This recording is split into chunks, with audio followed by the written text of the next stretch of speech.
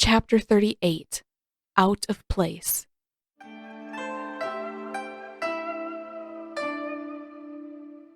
This isn't what rice is supposed to look like, Sokka. Katara lifted the ladle from the pot and let the watery, lumpy mess splash back in. I thought you said that you learned how to cook. I did. See? This is cooked. I cooked this. Not very well. Sokka snorted. Nobody said anything about cooking well. I just said that I learned how. Katara gaped at him. He sounded so proud of himself, but this didn't even look like food. This was mostly water with a few white bits floating around in it. It's not so bad, Aang said, swishing the stuff around in his bowl.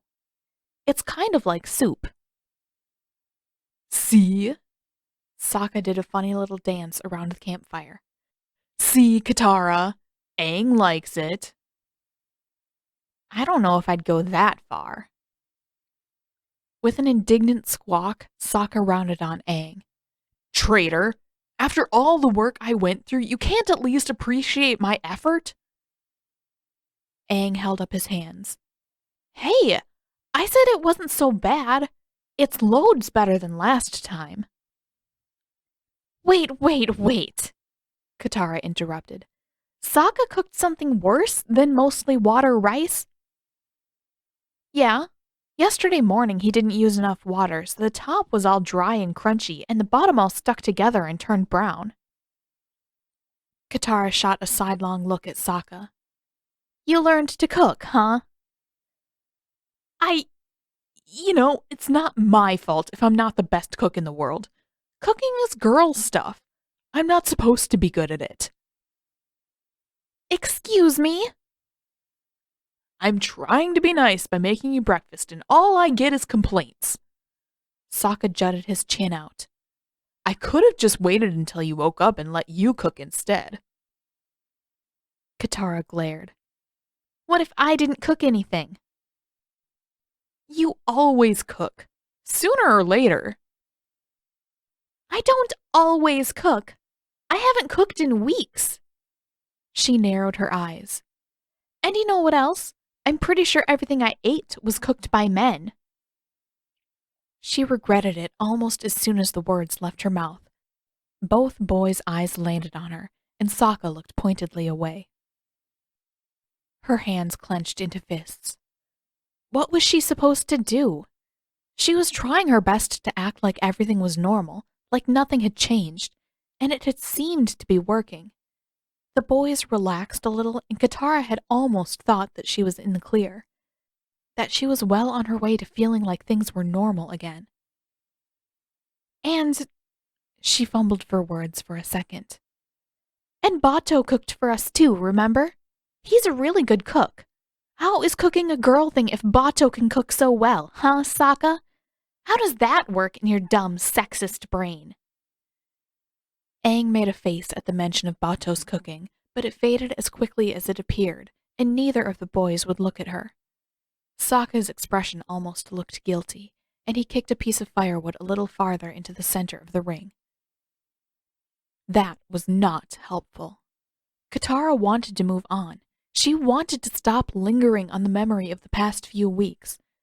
But if she had to keep skirting around the subject, never mentioning anything about her time away, she couldn't exactly feel normal. There had to be a limit somewhere. There had to be some things she could still talk about without getting the guilty faces from Sokka and Aang. Moving on shouldn't have to mean ignoring what happened forever. What was it like? Aang asked after a pause. What was what like? The food? Aang shrugged. That, and everything, I guess. Katara tensed. Acknowledging the last few weeks was one thing. Answering questions about it was entirely different. The food was fine. Her tone sounded a little sharp, even to her own ears. Weird but fine. Aang hesitated a moment. And everything else? She crossed her arms and leaned forward, looking into the fire. Everything is a big question. I wouldn't even know where to start. Sokka's gaze turned her way again, and she could feel the sharpness of it, trying to bore into her skull like he could read her thoughts if only he stared hard enough. The beginning would be fine, he said flatly. What happened when you were gone? That was exactly the problem. She didn't want to talk about the beginning. She didn't want to explain the all-consuming dread, the fear of being drugged or poisoned or worse. She didn't want to tell them how close she'd come to collapsing in the first few days because she was too afraid to eat. They would only worry if she did. And if she told them about that, she'd have to explain how things finally changed. How the general had begun taking all his meals with Katara and taught her to play board games. How she'd begun to trust the old man and grown to fear the rest of the crew less and less by the day. How she'd eventually learned that all of those things had been Zuko's idea all along. That Zuko was the one who'd tried to make things better for her. That in the end, Zuko had let her go to save them both from the explosion. She couldn't explain any of that. They'd never believe it, especially the part about Zuko saving her. And if she couldn't tell them how she'd escaped, then she couldn't talk about what happened before that, which meant that there was almost nothing she could say about her time on the ship. She scuffed her hands up and down her arms. I don't really want to talk about it. Sokka looked like he was about to protest, but Aang cut in first. Maybe some other time then. Right, Sokka? Sokka scowled and grumbled, but finally nodded. Sure. Fine. He dropped the ladle back into the pot of watery rice. Whatever. Since you think I did such a bad job cooking, are you going to make something better? Katara raised an eyebrow. He was serious about that. She couldn't decide whether she was more annoyed with him or grateful for the change of subject. Let me think really hard about that. No. She smirked. Why don't you learn to cook for real and then we'll talk? But Aang doesn't know how to cook at all. Why can't you pick on him? Because he's not the one being a jerk about it right now. Katara smiled triumphantly when Sokka grumbled even louder. Let him grumble. He had to learn how to be a functioning human sooner or later. She turned toward Aang instead. So what did you two do while I was gone? The boys exchanged a look. Aang rubbed the back of his neck. A lot of things. He turned a little bit red around the ears as Sokka made a series of slashing motions through the air. So at least Katara wasn't the only one keeping things secret. Aang didn't have quite enough restraint to stay completely quiet, though. After he opened and closed his mouth a few times, he burst out with, Sokka got sick and said that he loved me. What? Sokka's voice went screechy at the end. Aang! That sounds weird without context. Was there a context where that didn't sound weird? Oh, right, Aang amended. And he told me that the armadillo men were liars. What in the world is an armadillo man? Katara asked. Aang didn't get a chance to respond before Sokka sprinted around the fire, pushed Aang down to the ground, and sat on his back. No more stories. We're done with this. Aang craned his neck around. Why are you sitting on me? Because you're telling weird stories, and this is the only logical solution. Sokka folded his arms and stuck his nose up in the air. I'll get up when you agree to stop making things sound weird. You know I can still talk with you sitting on me, right? For the first time in what felt like a long time, Katara burst into genuine laughter.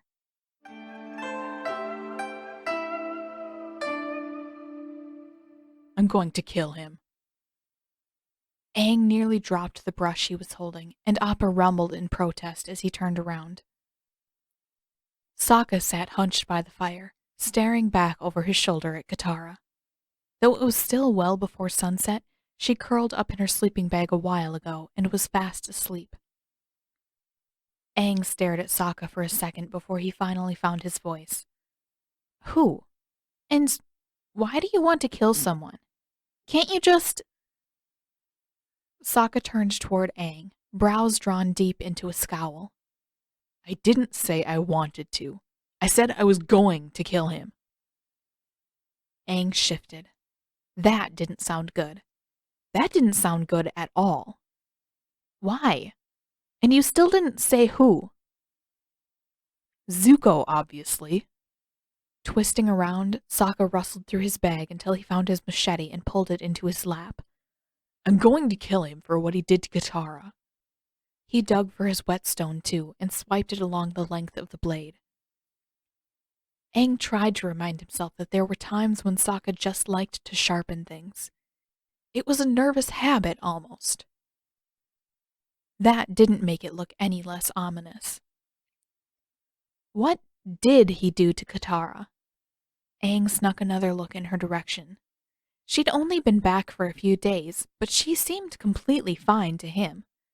Aside from the fact that she was sleeping a lot, and the fact that she didn't like talking about what had happened to her, things were practically back to normal.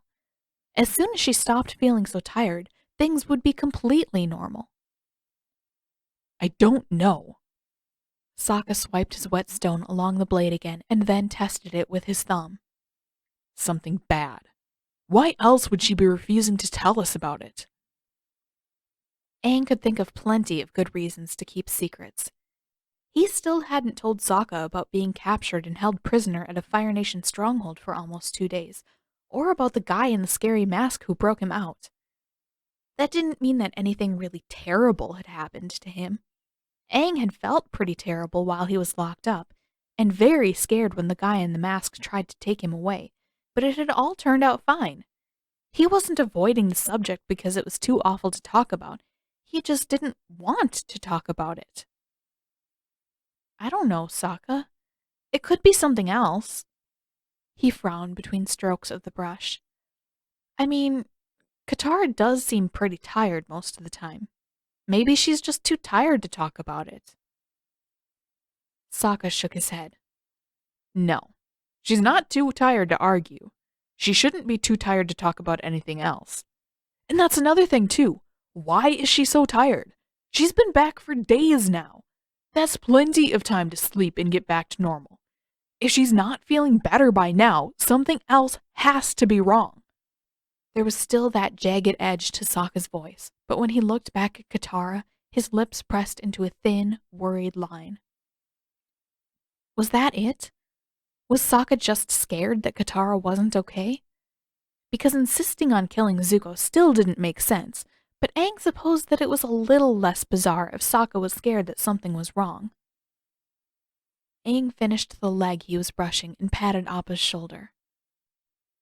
What do you think happened to her? Sokka stiffened. So that was it. Sokka thought that something was really, really wrong. I don't know, okay? Something bad. She was alone on a ship with a bunch of Fire Nation men for weeks. Anything could have happened. He stopped short in the middle of his rhythmic sharpening, bracing himself and holding perfectly still. We don't even know if Zuko is the worst one. That's what scares me. She was alone with a bunch of firebenders for weeks, and one of them was Zuko, and a lot of them could be worse than Zuko. And we don't even know what Zuko is capable of. Aang put Appa's brush away and came to sit closer to the fire. As the sky darkened, it was starting to get colder and colder. He wouldn't be surprised if Sokka and Katara had to pull out their parkas in the next few days. She doesn't look like she's hurt, he pointed out. Even when we found her, she wasn't hurt. And that seems weird, doesn't it? She was in an explosion. How did she manage not to get hurt? Sokka gave up on sharpening and dropped his machete to the ground. He ran a hand down the side of his face. And it's not just that. They could have done things that we wouldn't be able to see. Aang frowned. Like, saying mean things to her? For a second, Sokka stared. Yeah. That. And, you know, other things too. He looked back over his shoulder again, then let his voice drop. If it was something really bad, that would explain why she doesn't want to talk about it. Maybe why she's sleeping too much, too. Would it? When bad things happen to me, I get nightmares. Then I don't want to sleep. A pause. Maybe. Yeah, I guess when we were little, But what if she just doesn't want to think about what happened? She might sleep a lot more then. Ugh. Sokka rubbed his forehead. At this rate, he was going to turn his whole face red with all that flustered face rubbing. It just doesn't make sense. Why wouldn't she say what happened if it wasn't something bad? But if it was bad, then why is she sleeping so much? And if it was really bad, then... Aang still couldn't figure out what sort of bad thing Sokka was talking about, but he decided not to ask. Not right now. If it was as bad as you think, what would we do? She's safe now. Whatever happened is over. We'd backtrack to where Dad's fleet is stationed, and Dad and I would both kill Zuko. Together. Or maybe the whole fleet would come and we'd all take turns killing him. Aang's eyes widened. That sounded extreme, especially since neither of them really knew what had happened. Or, he began hesitantly, maybe we should find out what happened first. How are you planning on doing that? She's barely told us anything. Aang shrugged. She told us about the food. Maybe if we ask a lot of little questions, she'll tell us the big things too. Sokka frowned. Fine. You can try the subtle approach if you want, but I'm going to figure this out my own way.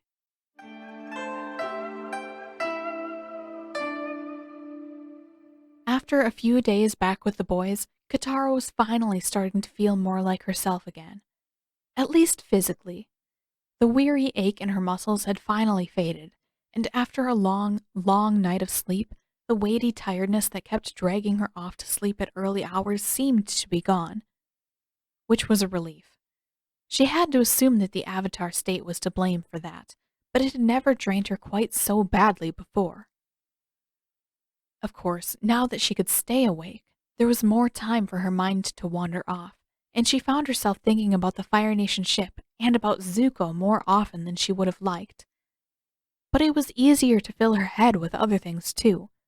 Normal things, like reorganizing the supplies and poring over her waterbending scrolls.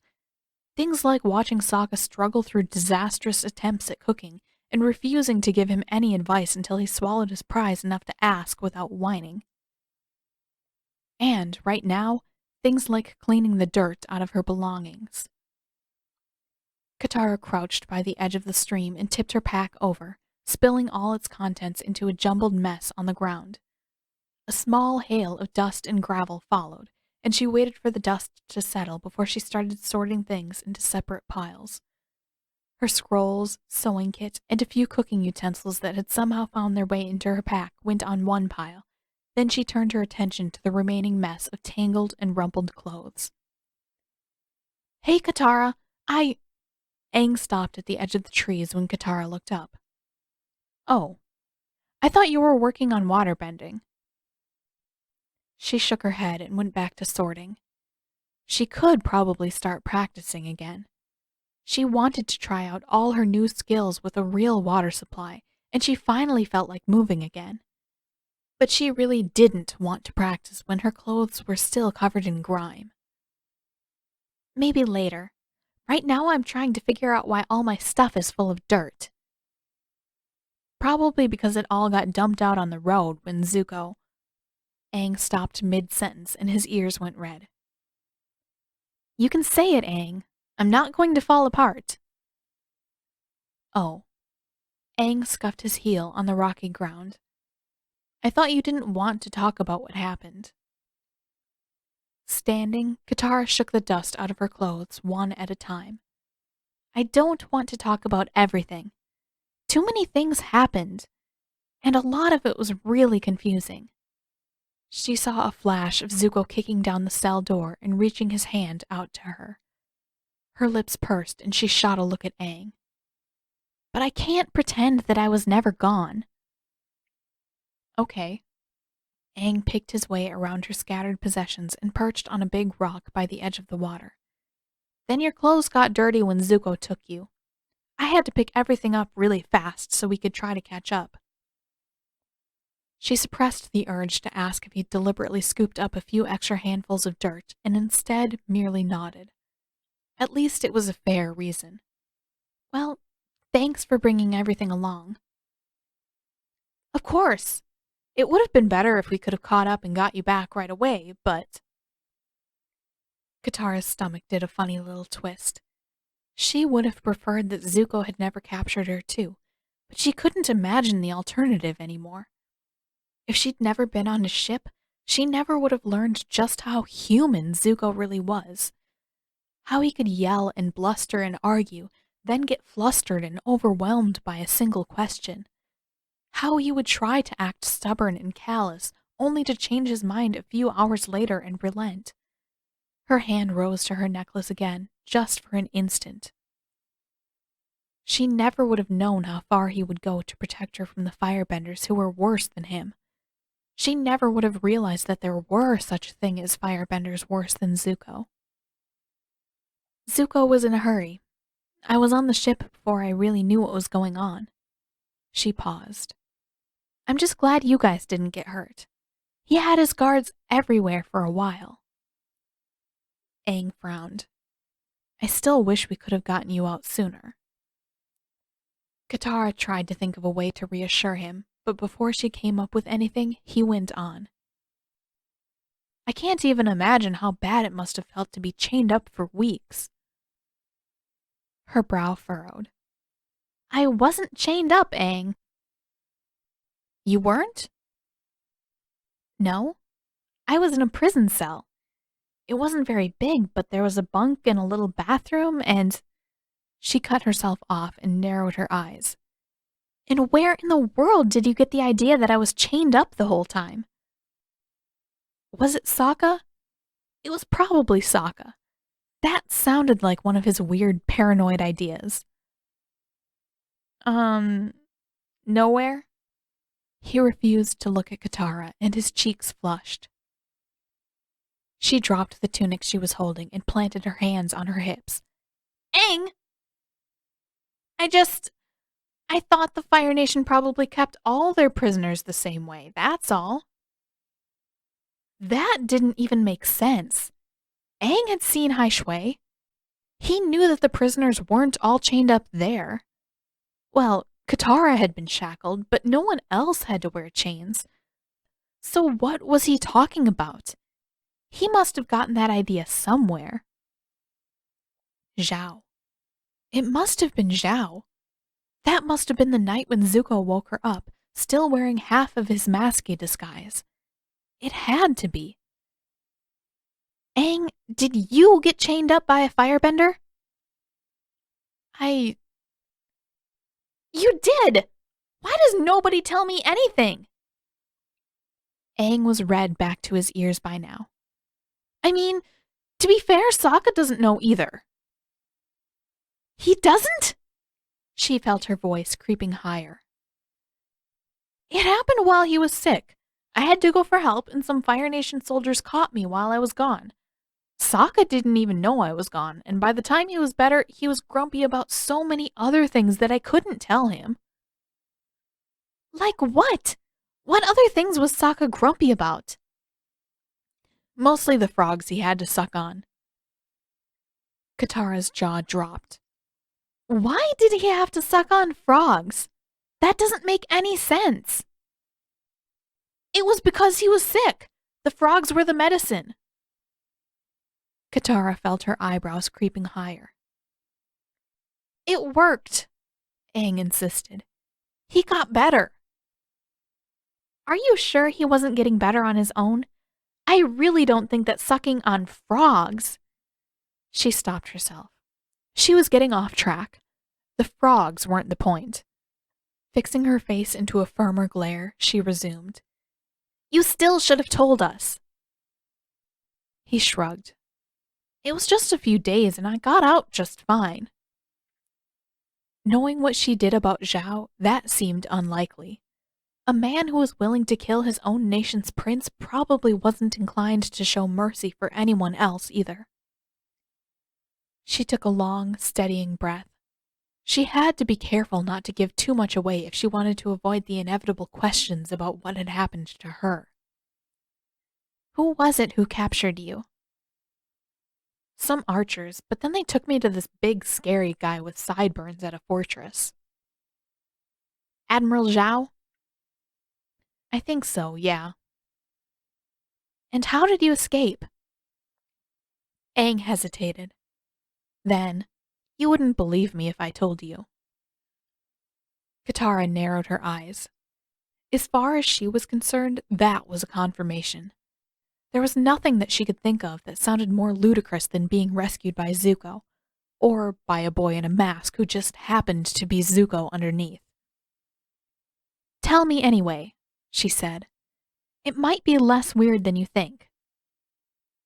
I doubt it, but okay. Aang looked down. They had me chained up in the middle of this great big room, and then there was this guy in a blue mask. I don't know who he was or why he was there, but he came into the room and cut the chains off me with his swords. She knew it. She knew it must have been Zuko in his stupid mask. A strange blend of annoyance and satisfaction came over her. It was nice to be right after being so confused for so long, but Zuko in his stupid mask. She kicked a pebble and hoped that her annoyance didn't show. Did he do anything else? She asked.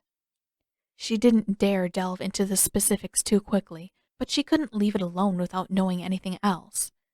Zuko had been maddeningly vague about that night, and she couldn't keep her mind from trying to fill in the blanks. She might as well know the truth. Yeah, he knocked out a bunch of guards on the way out of the fortress. Then he was leading me through the woods to get out of there, and... He paused. And it almost seemed like he was trying to take me somewhere else. But after I told him that I needed to take care of Sokka, he let go of my arm and just watched me leave. I'm sure he did, Katara said under her breath as she crouched by the water to begin her washing. She could picture the exact look on Zuko's face. Eyes wide, mouth slightly open, and color draining from his already pale face like he'd forgotten how to breathe. The look he got every time a question hit too close to his heart and reminded him that he did, in fact, have one. Maybe that was why he wore the mask. He was terrible at hiding emotions, and maybe the mask was his way of compensating for that. Wait, you know the guy in the mask too? Uh-oh. Her face warmed and she kept her eyes down. We may have briefly met. What? When? Katara hesitated. If she said anything at all, she wasn't convinced she'd be able to stop. That's a really long story, Aang. That's okay. I'm not in a hurry. When Katara took a second to form a response, Aang spoke again. Wait, is this about how you got off of Zuko's ship? Did the mask guy break you out? She almost laughed. Something like that. She plunged a tunic into the stream. Like I said, it's a lot, and I don't know how to explain it all. Do you know who the mask guy is? She couldn't answer that one. If she did, Aang would want to know who he was, and then she'd have to talk about Zuko, and she couldn't skirt around the issue without saying his name forever. I called him Masky, she offered instead. I don't think he liked that very much, but that's too bad for him. That's a good name. There was a thoughtful pause. If I ever see Masky again, I'm going to tell him thanks for letting me go. Katara's insides lurched. Would she have to thank Zuko too? He'd saved her life, after all, and nearly died in the process. That was more than he'd done for Aang. But he'd also captured her. It would take a lot more than making her imprisonment more tolerable for her to forget that. Even letting her go didn't make up for everything. But he had risked his life for her, too. That was a lot more significant than letting her out of the cell. If he hadn't taken that risk, she would have lost a lot more than the few weeks she'd spent imprisoned on his ship. He wouldn't have needed to do that. She still couldn't understand why he had. Don't ask me that. If I have to find an answer, we'll never get out of here in time. That was the problem with Zuko when it came right down to it. He didn't seem to know his own motivations, his own intentions. He was terrible at lying, terrible at hiding things, but knowing when he was lying didn't always make the truth easier to discern. I don't know if either of us will ever see Masky again. She frowned as she scrubbed at a muddy spot on one of the sleeves. Even if they saw Zuko again, she was fairly certain that his disguise was long gone. His swords, too. She glanced back over her shoulder at Aang. But you really should tell Sokka about what happened while he was sick. Zhao is dangerous. If there's even a chance that he's after us. I guess. There was a soft scuffing sound as Aang stood, and then he stopped. What about you? Zuko could still be after us. Are you going to tell us what happened with him? Katara bit her lip. He sort of had a point. There was still a chance that Zuko would come after them. A small chance. She couldn't quite believe that he'd saved her just so he could go back to his old ways, and he'd have a hard time chasing anyone without his ship. But it wasn't impossible. She just wanted to believe that it was. Letting the tunic sink into the stream, she turned back to Aang. Let's make a deal, okay?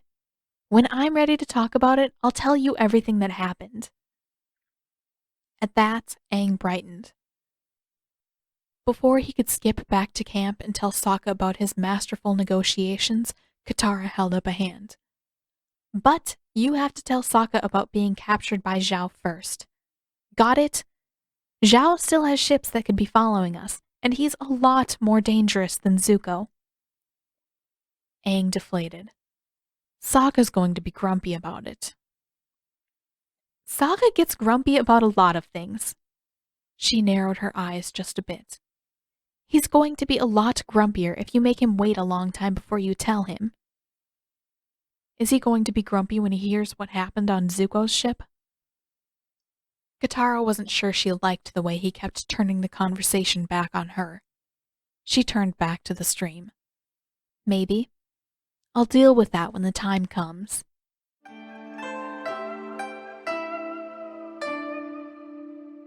By the time she finished washing all her water-tribe clothes and cleaning the dirt from the rest of her supplies, the sun was beginning to sink toward the horizon. Truthfully, she was a little surprised that it wasn't later than sunset. Laundry normally took longer than this, and it usually didn't involve picking dirt out of her sewing kit. Or maybe laundry didn't take longer than this. Maybe she just had more time now that she'd badgered Sokka into doing most of the cooking. It only seemed fair. She did her part in helping to set the tents, and she did all the washing for the three of them. Why should she have to cook too? Of course, Sokka still wasn't good at it. Part of her was almost tempted to take over the cooking again so they could have a meal that tasted like food rather than charred sticks, but Sokka had to learn how to be a functioning human sooner or later. Until he at least mastered the basics, she wasn't going to ease up on him. And once he had, maybe she'd make him do the washing while she resumed cooking duty. In the meantime, she didn't mind washing her own clothes terribly much. At least if she did it herself, she could be certain that no one was wearing holes through the fabric. She spread her last pair of blue leggings out over a bush and turned to face her last remaining pile. The Earth Kingdom outfit. She crouched beside it for a second before she ran her hand over the fabric. It was dusty and stained in places, just like all her other things, But there were scorch marks, too, mostly around the hems and at the seams where the tunic and leggings hung a bit too big for her body. She should burn them, she thought. They were just a reminder of everything that had happened on the ship. And, as she discovered over the past few days, she didn't need any reminders. Zuko was lodged firmly in her memory regardless of her efforts to drive him out. Besides, the clothes were burned. Even as a disguise, they'd be useless to her. But she didn't exactly want to get rid of them either. Though she didn't need any reminders for Zuko to hold his place in the back of her mind, she didn't mind having proof that the memories were real. And the Earth Kingdom outfit had been comfortable. Maybe they were unusable right now, but there was always a chance she could salvage them. If the stains washed out and there was enough undamaged fabric left, she might be able to remake them into a useful outfit. She'd need to blend into the Earth Kingdom someday. Taking the tunic and leggings both in one hand, she returned to the stream. She'd washed them before she made any decisions. That seemed reasonable enough. So what if she wasted a few minutes washing the dirt out of the clothes only to find out that they were too badly damaged? She could still use the fabric for rags or something. That would be worthwhile. Or maybe it really didn't make any sense to try keeping them. Maybe she was just being ridiculous because she still couldn't wrap her mind around the fact that Zuko had saved her. Maybe she didn't want to believe that saving her was just Zuko's way of ensuring that he'd have another chance to chase her down. Maybe she thought that the clothes would prove that. None of those possibilities sounded impossible. She washed carefully, working her way delicately along the singed edges of the fabric and scrubbing more forcefully in the center where there was no damage, only stains. Blackened bits of thread came loose from the edges and crumbled to dust in her hands, then carried off down the stream. When she was finished, the stains were mostly gone, or at least faded enough that she couldn't see them by the fading evening light. And though it was hard to tell with water still streaming out of the fabric, only the seams and the hems showed much damage. The whole outfit was too big for her anyway, she remembered as she spread the tunic out over another prickly bush and pulled the water out with her bending. It would only take slight alterations to get rid of the burnt fabric, and she would probably still be able to wear the outfit perfectly well. She ran her hand over the soft, drying fabric one more time, then turned away and pulled all the remaining water from the rest of her clothes. Tucking her pack under one arm, she draped her clothes over her shoulder and started back for camp in the gathering dark. Sokka looked up as she approached. "It's about time. I was getting ready to send a search party after you." Aang looked bewildered. "We don't have enough people to make up a search party." Sokka started to argue, but cut himself off as his eyes landed on the clothes draped over her shoulder. His forehead creased, and he frowned. Katara set her bag down, dropped her clothes on top of it, and crossed her arms. "What's with the face, Sokka?" You still have those? I thought you got rid of them." "Is there something wrong with me keeping some Earth Kingdom clothes? I thought we might need disguises someday." Of course, that wasn't the whole reason, but she wasn't going to tell Sokka the rest. Besides, it was true enough. Sokka scrutinized her, eyes narrowed. "Yeah, but—" "But?" It was almost a challenge, and she glared harder, daring him to ask anything else. "But those are falling apart." "I'm going to fix them up. I'm sure I'll have plenty of time to get the sewing done on the way to the North Pole." Sokka was undeterred. "Where did you get those anyway? You never told us that." "I didn't." Katara looked up, expression stony and still. She shot a quick glance in Aang's direction. He had to be on her side now. Unless he was willing to spill all the details about his run-in with Zhao, he couldn't help Sokka pry this out of her. Aang seemed to catch her meaning, and he spoke. "I don't think it's that big a deal, Sokka. It's just clothes. A pause. If Katara doesn't want to tell us yet, that's okay. Sokka's expression darkened, and his gaze didn't break away from Katara. Sure, he said stiffly. Yeah, that's absolutely fine.